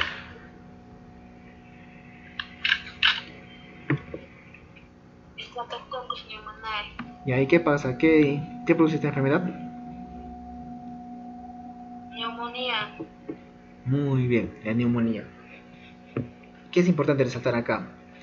Que como estamos viendo, que todo el sistema respiratorio se conecta con la boca, se conecta con la nariz, se conecta con el oído. Cuando ese estreptococo está, bueno, todavía está en la garganta, puede ir a los pulmones o puede ir al oído. Si va a los pulmones, ¿qué va a causar? Neumonía. Si va al oído, ¿qué va a causar? ¿Qué pasa si el estreptococcus neumonía va a oído? ¿Qué infección causaría? Otitis. Muy bien, otitis. Estamos viendo, ¿no? Recuerden que la garganta es lugar de paso para irse a pulmón o para irse a oído. ¿Ya? Si se va a pulmón, causa una neumonía. Si se va a oído, una otitis. Pero ya estamos viendo que este Streptococcus también causa otitis. Después nos dice Haemophilus influenzae, Moraxella catarrhasis y Streptococcus pyogenes. Pero el más común es el Streptococcus pneumoniae. O sea, primero serán los virus y segundo el Streptococcus pneumoniae. Ahora, la prevalencia de cada uno de estos gérmenes va a variar dependiendo a cada región. En lugares más frígidos, en lugares más de zonas altas, donde abunde lo que son resfriados, será más común lo que es la neumonía la otitis por Streptococcus pneumoniae. En cambio, estamos en zonas cálidas, en zonas templadas, pero no hay mucha prevalencia de IRAS, es decir, infecciones respiratorias agudas. Entonces las infecciones las van a causar más los virus. Eso se refiere con las zonas o la región donde uno se encuentre. Entonces, ¿qué nos dice? Para nosotros diagnosticar una otitis media aguda, requiere historia de inicio, una presencia de exudado de oído medio, signos y síntomas de inflamación del oído medio. Historia de inicio. O sea, ahí tenemos que preguntarle al paciente, ¿no? Desde cuánto está mal, qué actividades ha hecho, si ha estado de repente con una gripe mal curada. O sea, la historia nos sirve para ver eso, cuándo empezó. Segundo, presencia de exudado. Exudado es ese líquido que nosotros, bueno, cuando hay algún tipo de infección se va a expulsar. Así como la pus, si unas, no sé si habrán visto, hay una herida mal curada y sale pus. ¿Han visto? No sé si alguna vez se habrán percatado.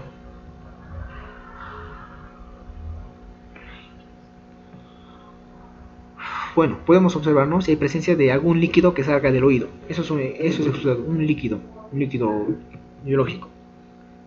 Y por último, signos y síntomas de la inflamación del oído medio. Signos y síntomas de la inflamación del oído medio. Entonces, ¿qué signos y síntomas podríamos observar en una persona que tiene una otitis? ¿Qué hemos mencionado al inicio? ¿Qué podía pasar?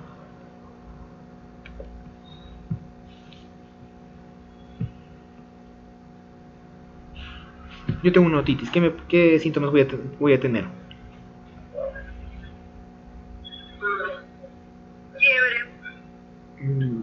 Ya, eso va a ser secundario, pero exclusivamente a nivel del oído. ¿Qué síntomas qué vamos a observar? ¿De qué se va a quejar el paciente? El malestar en el oído. Ya, un malestar, pero ¿qué malestar? A ver. Enrojecimiento, ¿cómo será? Ya, enrojecimiento, pero no recuerdan lo que hemos dicho a un inicio. ¿Qué cosa era la hipoacusia? Pero profesor, enrojecimiento no tanto así. Bueno, le digo porque a mi hijito le dio otitis. Y lo que le indicaba era que era como que tenía un zumbido en el oído. Sí, Y un malestar. por eso les decía. Y hacía bastante fiebre también. Ya, muy bien. La fiebre va a ser característico en cualquier infección. ¿Ya? Si uno tiene una infección, va a tener fiebre, independiente del lugar que sea. ¿A qué voy? ¿Qué características van a observar pues, en el oído mismo? Está bien, pues el zumbido, como hemos dicho, el zumbido es uno de ellos. Después también va a presentar hipoacusia, o sea que va a perder un poquito la audición. ¿Y qué más habíamos mencionado? El equilibrio, ¿no es cierto? La persona va a sentir que tiene vértigo, que está mareada, justamente porque el oído es el centro del equilibrio. Eso me refiero. Entonces, ustedes cuando una persona venga a vuestra farmacia o botica, tienen que preguntarle esas cosas. Señor, usted, a ver, ¿siente que ha bajado su audición? Sí, entonces ponen, hipoacusia, un check. Señor, ¿usted siente mareos o tiene vértigo últimamente? Sí.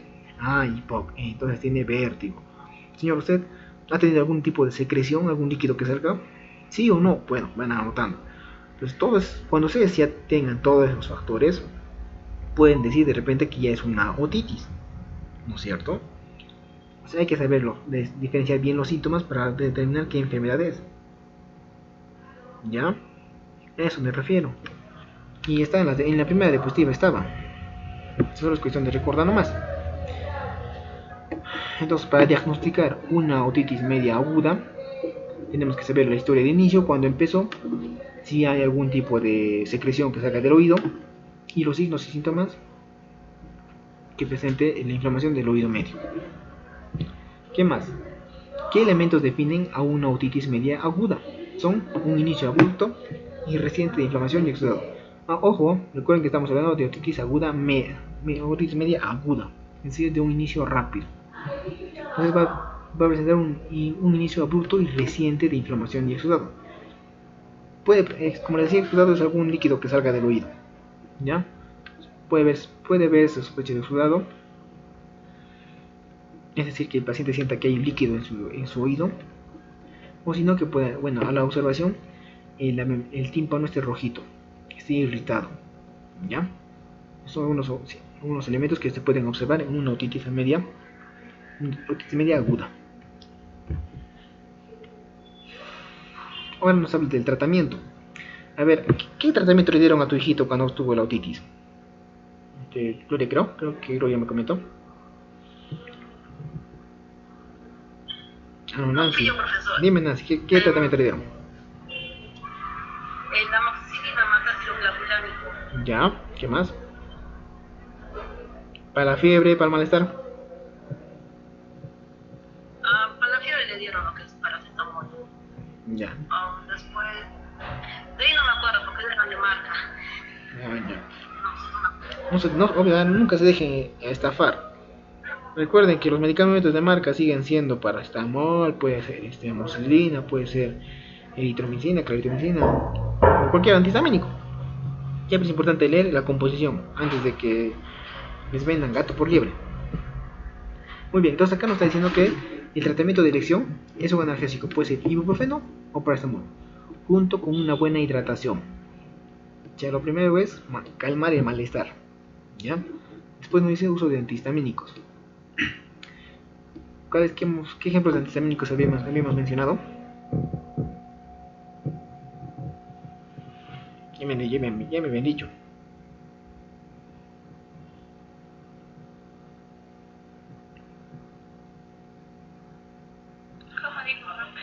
¿Qué antihistamínicos conocen ustedes? La clorfenamina. Claro, muy bien, clorfenamina, acetilcina, loratadina. Entonces nos está diciendo que primero vamos a dar un analgésico, pues ibuprofeno o paracetamol. Segundo, podemos utilizar antihistamínicos o descongestionantes nasales o gotas óticas. Aunque las gotas óticas no han demostrado evidencia que favorezca la resolución de la otitis media aguda.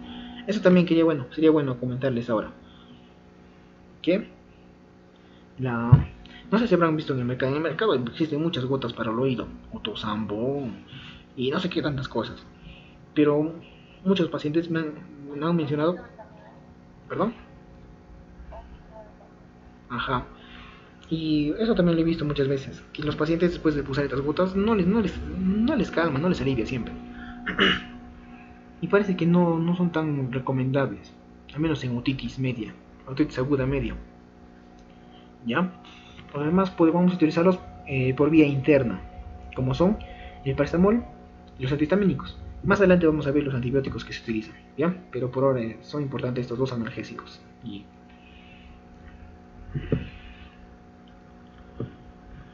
Muy bien, entonces viene, ¿qué más dice? Se benefician de antibioterapia los niños menores de 6 meses con otitis media aguda. Los otitis media aguda graves, a cualquier edad, los enfermos con antecedentes familiares de secuelas de otitis aguda media, o sea, el tratamiento con antibióticos. Acá ya nos está diciendo, bueno, acá ya nos está mencionando el tratamiento. Ya hemos dicho, ¿no es cierto?, a un inicio, que el primero que se tiene que administrar son analgésicos y de repente un antihistamínico. Puede ser un antihistamínico o un descongestionante, dependiendo si el paciente tiene su rinorrea o congestión nasal. Pero vamos a ver siempre que va a ser necesario el uso de un antibiótico. ¿Cuál nos está recomendando acá?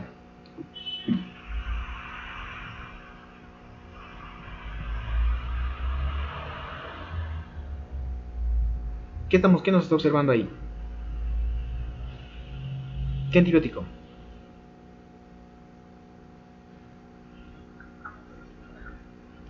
Justamente lo que te habían dado, ¿no es cierto?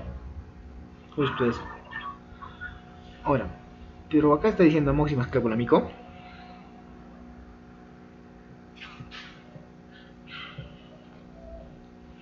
Yo les pregunto, ¿estará bien que les hayan dado amoxicilina clavulámico a su hijito?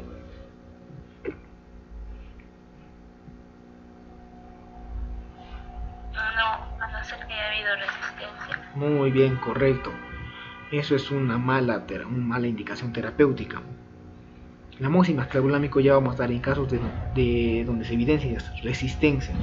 Es decir, le hayan dado amoxicilina por más de una semana y no responde al tratamiento. ¿Ya? No es tan recomendable. Lo que sí nos recomienda es la amoxicilina. ¿Qué nos dice? De 80 a 90 miligramos por kilogramo peso por día durante 8 días, durante 5 a 7 días. Lo más común es 7 días. ¿Ya? Amoxicilina por 7 días. Es decir, 500 miligramos cada 8 horas por 7 días. Una tabletita nomás. Ahora, estamos hablando obviamente, ¿no?, de una otitis todavía leve a moderada. ¿Qué dice acá? ¿Qué dice acá? Por favor, léanlo. ¿Qué dice acá?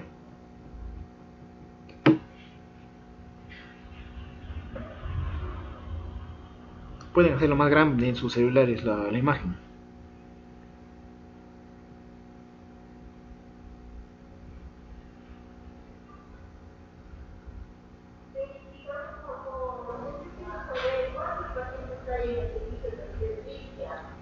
¿Qué digan, por favor? ¿Saben? Léanlo cualquiera, una voluntaria, lea, ¿qué dice ahí? Dice si hay fracaso clínico a las 48 horas de tratamiento. Muy bien, fracaso clínico quiere decir que le ha dado amoxicilina y no me está saliendo adelante. ¿Por qué? Porque puede haber que haya resistencia, ¿no es cierto? Puede que haya resistencia. A eso se refiere fracaso clínico. Entonces, el tratamiento correcto primero es dar amoxicilina. Y a los 2 días, ya a los 3 días, si no hay mejoría, si a los 3 días el paciente dice que no ha bajado nada los síntomas, recién vamos a administrar el amoxi clavulámico. ¿Ya? Cada 8 horas, también por 7 días. Bueno, hasta terminar el tratamiento. ¿Se entendió ahora la importancia de guardarlo el amoxi clavulámico? Acá también la diapositiva nos indica que no es dar por dar, no es solamente, ya tienes una otitis y toma de frente a tu amoxi clavulámico de una vez. Recuerden que es importante guardar nuestros medicamentos de reserva. ¿Ya? Estamos viendo ese tratamiento con amoxicilina para casos leves a moderados. ¿Qué más nos dieron? Niños mayores de 2 años sin factores de mal pronóstico evolutivo, una alternativa a la antibioterapia es el tratamiento analgésico con reevaluación a las 48 horas.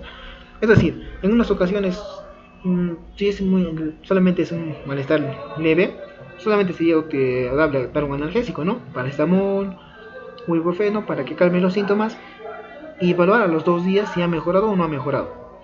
Ya, eso va a depender de vuestro criterio. Si lo ven al niño solamente con una molestia, por el momento solo darle un analgésico. Si ya se va a quejar va a tener una mayor queja, mayor molestia con el malestar, ya pues podemos empezar tratamiento antibiótico. Recordemos, siempre vamos a tratar de dar de lo menor a lo más leve a lo más fuerte. ¿De acuerdo? ¿Alguna pregunta hasta ahí?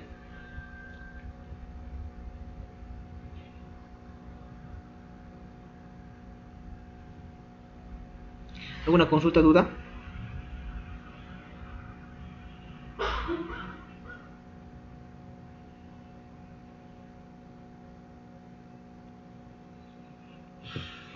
¿Alguna consulta, duda, pregunta, queja?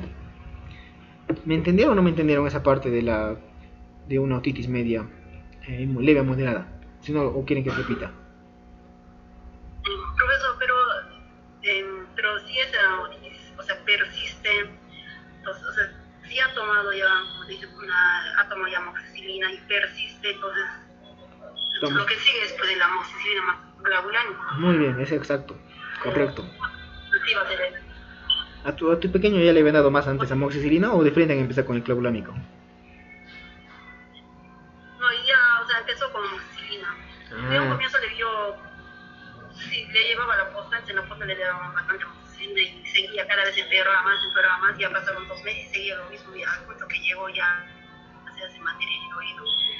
Entonces cuando yo ya le llevé a uno particular, la doctora lo vio y tenía ya materia en el oído y pues le dio lo que es clavulámico y no sé qué otros medicamentos más. En ese entonces pues, bueno, no me fijaba qué es lo que estaba tomando, más que era comprar la receta que daba el doctor. Ahí está ya. Bueno, en tu caso pues sí ya meditaba, ¿no es cierto? Si había tomado amoxicilina más antes y no respondía, entonces ya tenían que subir a un medicamento más fuerte, bueno, que es el amoxi clavulámico. Está bien, en ese caso sí está bien, hay que conocer la historia completa. Pero si ustedes solamente tienen en vuestra farmacia cuadros leves, y solamente molestias, lo ideal solamente sería el tratamiento con amoxicilina, ¿no es cierto? Sí, está bien, muy bien. Lo estamos viendo de una leve a moderada. Ahora en el siguiente lado, en el lado derecho, ya vamos a observar ya también cuál es el tratamiento de una otitis media confirmada. Como tú ya la has llevado a un especialista, le han observado en el oído. ¿Qué me has dicho que le han observado? ¿Qué salía del oído?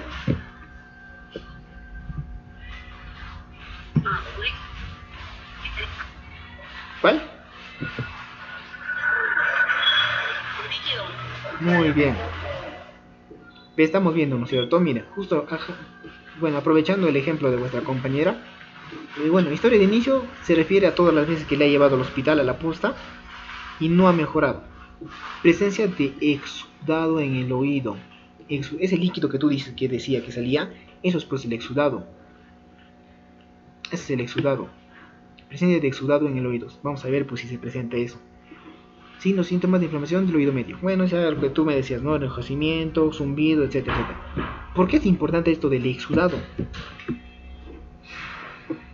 Cuando ya haya exudado, vamos a hablar de una otitis media aguda confirmada y puede ser de afección severa. ¿Ya? Mira, ¿qué más nos dice acá? Que en esos cuadros de otitis severa vamos a tener una fiebre de mayor a 39 grados centígrados. Ya estamos viendo fiebre. ¿Ya? Ya hay fiebre. Entonces, acá sí el tratamiento, ¿cuál es? Amoxicilina clavulámico. Cada 8 horas. ¿Hasta cuántos días vamos a darle? 7 a 10 días. Hasta 10 días, ¿no es cierto? Entonces, vamos a ver siempre si es leve, si es grave. Si es severa. Hola, ¿cómo buenas tardes? Buenas noches. Si es leve y si es severa. Cuando sea severa, ya estamos dando amoxicilina clavulámico incluso por más días. Ahora, ¿qué pasa si hay fracaso a los 3 días? Si a los 3 días se me recupera el paciente. A los 3 días el paciente sigue mal, sigue con fiebre, sigue con molestias. ¿Qué nos dice? Hacer un antibiograma. Cultivo y antibiograma. ¿Para qué nos sirve un cultivo o un antibiograma? Antibiograma es lo mismo que decir prueba de sensibilidad. ¿Para qué nos servía?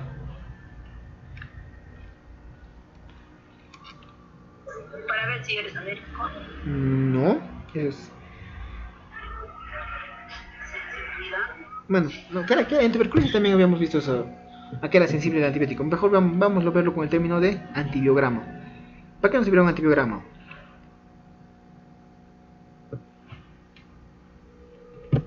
Voy a poner otra. Tuberculosis. Creo que lo he cerrado tuberculosis. Bueno, ni modo. ¿Cuál es el ejemplo de la tuberculosis en pacientes multidrogo resistentes? ¿Qué teníamos que hacerles? Una prueba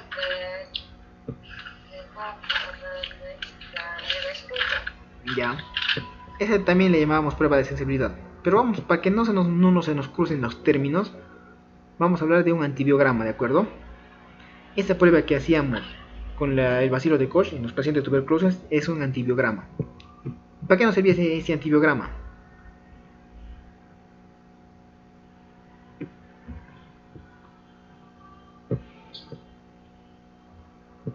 ¿Para qué nos era útil el antibiograma?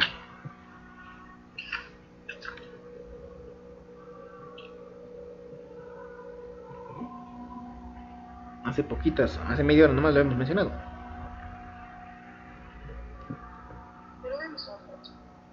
¿Qué? Señorita, sí les he dicho, ¿para qué era esa prueba de sensibilidad o ese antibiograma? ¿Para qué era? Yo voy a tener que poner esto.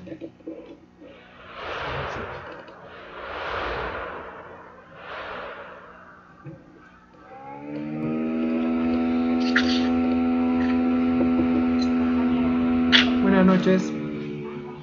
No, tarde todavía. ¿Para qué la prueba de sensibilidad? Mira, aquí está.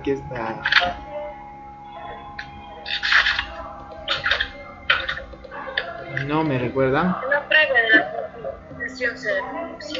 ¿Para qué era, pues? Recordemos por qué. Miren, con estos dibujitos.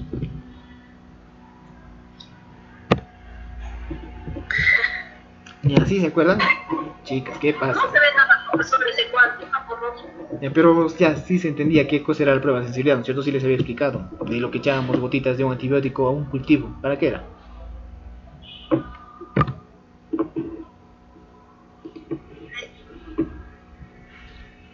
Ni modo, pues tendré que repetirles, por favor, repasen, capten lo que les voy a decir. Profesores, para determinar la susceptibilidad de un microorganismo. Muy bien. Un antibiótico, ¿no es cierto? Igualito, en todos los casos, como les había mencionado, los antibiogramas, ¿ya? Los antibiogramas, algunas veces le dicen prueba de sensibilidad, pero para que ya no se me confundan con la prueba de sensibilidad de la ampicilina, vamos a llamarle antibiograma. Las antibiogramas nos sirven para detectar, para determinar ¿A qué antibiótico todavía la bacteria es susceptible? Como dice tu compañera. ¿Con qué antibiótico podemos matar a esa bacteria que causa la infección? Y ya les había dicho, un antibiograma no solamente nos sirve para la prueba bueno, contra el bacilo de Koch, nos sirve para infecciones respiratorias, nos sirve para infecciones urinarias, infecciones digestivas, infecciones de piel, etcétera, etcétera. Un antibiograma nos permite decir a ciencia cierta a qué antibiótico todavía es susceptible el microorganismo. Entonces, si acá me está diciendo que el paciente no ha respondido a amoxicilina, no ha respondido a amoxicilina clavulámico, aquí tengo que hacer un cultivo y un antibiograma. Entonces, voy a hacer esa secreción que se bota, que sale del oído, se va a llevar nuevamente a esa plaquita, se va a llevar a cultivo. Esa plaquita se llama cultivo. Ahí, a diferentes partecitas vamos a poner diferentes gotas de antibióticos. Pondremos acitromicina, pondremos de repente clindamicina, pondremos algún tipo de cefalosporina, etcétera, etcétera, etcétera. Entonces, después de los resultados, va a salir a qué antibiótico la bacteria es susceptible. Ese será el medicamento a tratar. ¿Me entendieron hasta ahí?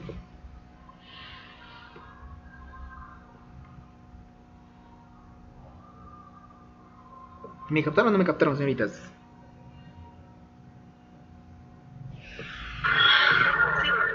Ya, muy bien. Pero ¿qué pasa si el paciente es alérgico a la penicilina? ¿Podemos darle amoxicilina?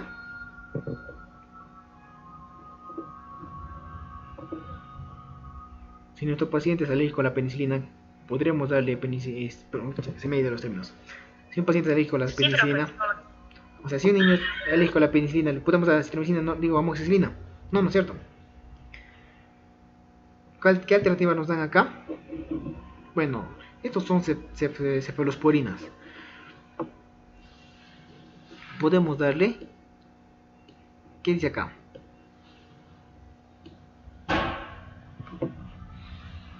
Acitromicina o claritromicina. ¿Ya? Si un niño es alérgico a la amoxicilina, podríamos darle la acitromicina o la claritromicina. Vienen en jarabitos, así que no hay problema. Pero nosotros podríamos empezar de frente con la acitromicina. Si el paciente nos dice que no es alérgico a nada, de frente le podríamos dar la acitromicina. No, no es cierto. Recuerden que la acitromicina es un medicamento fuerte y es de reserva. Y incluso de repente podríamos empezar con claritromicina, pero ya pues, para ahorrar el tratamiento podríamos dar acitromicina. Siempre y cuando el paciente sea alérgico. ¿Ya? Alérgico a la penicilina. Una pregunta con respecto al tratamiento, a la dosificación.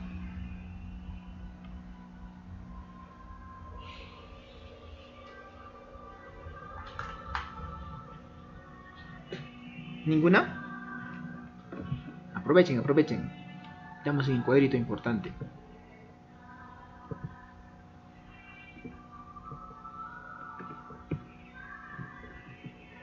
Señoritas, ¿se entendió el tratamiento para otitis media?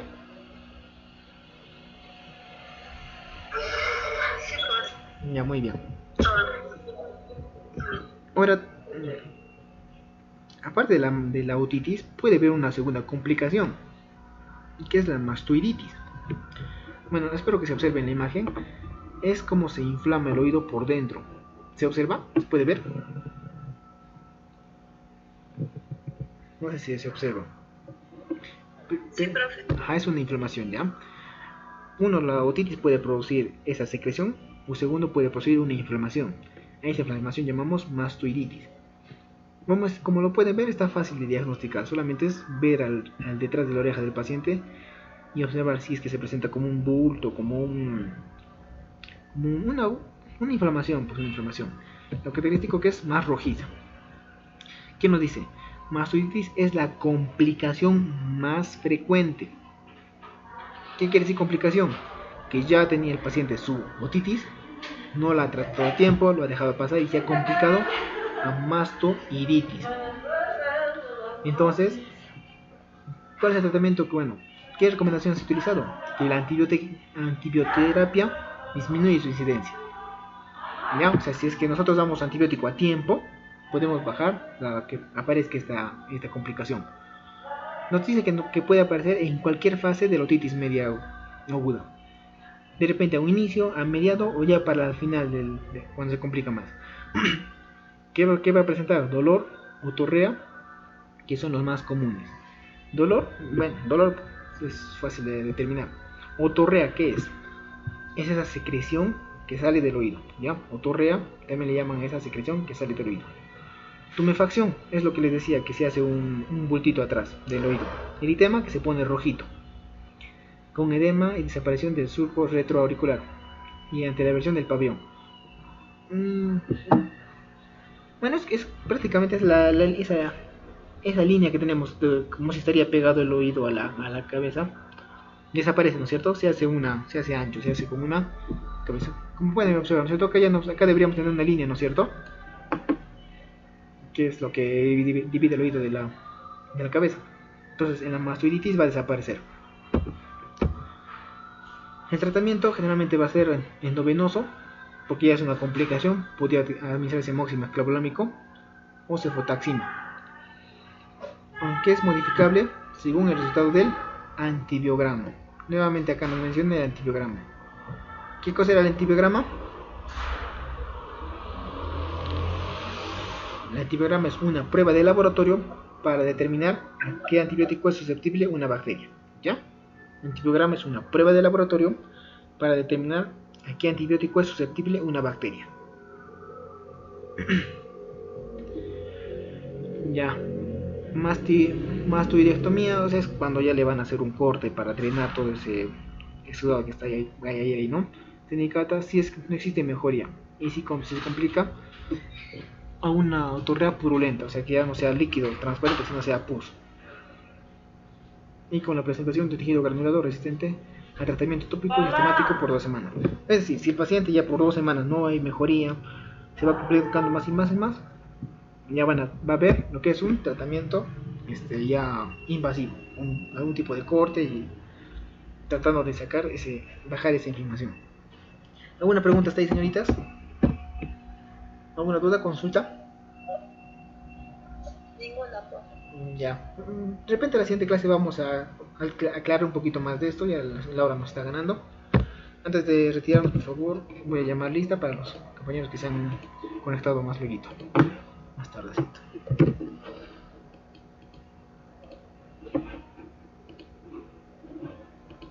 A ver. Lisa Elizabeth. No está. Gloria. Presente, profe. Ya, Caroli.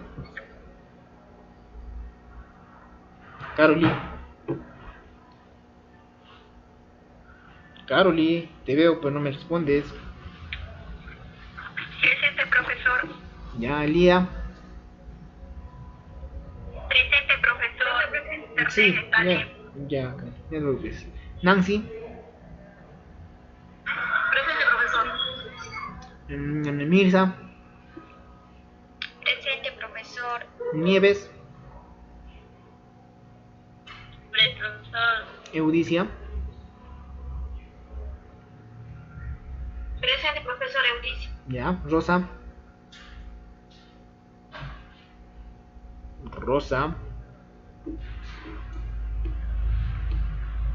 Ay, pero no me responde Rosa. Nayeli. Presente, profesor. Bien, señoritas. Espero que la clase de hoy les haya sido de su agrado, hayan entendido. Si tienen dudas, no se preocupen. La siguiente clase con gusto las podemos resolver. Bien, conmigo será hasta nuestra siguiente sesión. Buenas noches. Buenas noches. Profesor, no me llamaron a mí. Sí, te llamé, Ruth Brisaida llamé. No lo escuché, profe, entonces. ¿Quién te habla con ella entonces? Ya. Buenas noches. Hasta luego. 2, 3, 4, 5, 6, 7, 8, 9,